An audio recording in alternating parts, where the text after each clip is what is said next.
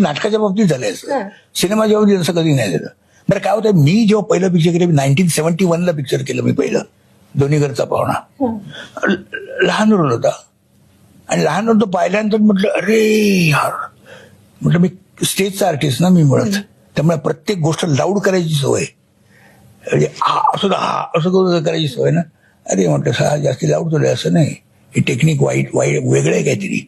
मग त्याच्यानंतर 4 वर्ष मी थांबलो. 4 वर्ष मी काहीच नाही केलं.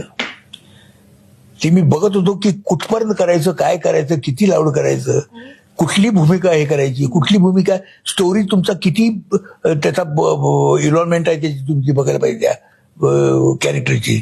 हे सगळं विचार करून मी 74 साली, 71 नंतर 74 साली मी पिक्चर घेतलं, ते म्हणजे पांडव.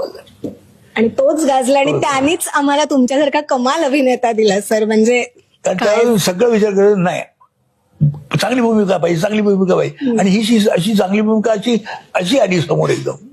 वाट बघणं चांगलं असतं. निश्चित तो पेशन्स पाहिजे.